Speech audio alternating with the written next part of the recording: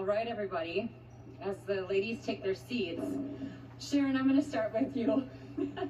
As our defending champion and course record holder with an impressive time of, get this everyone, 2:17.22 on those hills, what does it mean to be back in Boston and after last year's performance?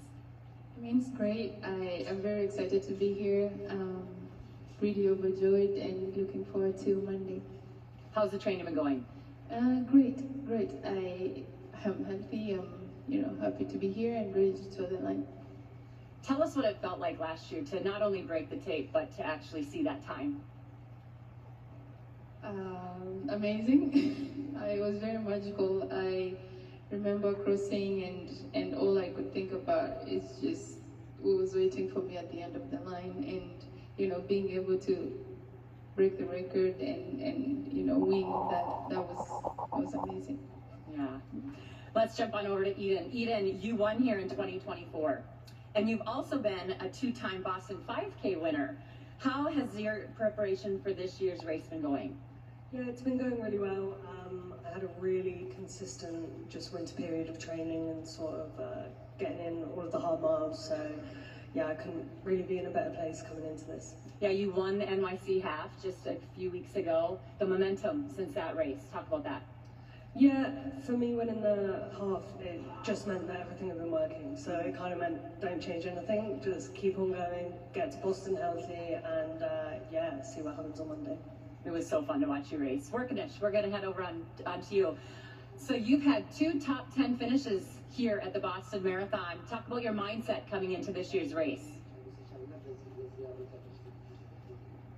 በዚህ ዓመት የተለያየ ዘንድሮ ሳይሆን የዛሬ ነገ 2024 መጥቼ ነበር ከዚህ በፊት ከዛ በፊት መጥቼ ነበር ዘንድሮ ጥሩ ነው ብዬ አስባለሁ። So I've been here in 2024, and so I think this year I'm prepared well, and I'm looking forward to it. Great, welcome back. Emily, we're heading over to Emily Sisson. Emily, you have run so many marathons, but this is your first time running Boston. Talk a little bit about the excitement going into the race. Yeah, I'm really excited. Rhode Island is the place that feels like home to me in the U.S. And when I was previewing the course a few weeks ago, it just felt so familiar running on these streets. And so I love racing in New England, and I'm really excited to line up in such a strong American field, especially. The last time I was here, actually, for the marathon was in 2018, and that was also a year we had a really strong American field, and it was a really special day. So I'm hoping something like that can happen again this year. Well, you've lived in Providence for so many years. You have a lot of people here cheering for you. Are you expecting to hear your name a lot? Oh yeah, and I always appreciate it. I appreciate the cheers. I don't know if I ever show it on my face, but I appreciate it. All right, well, Jess, we're gonna go over to you. So you're coming back as the top American finisher.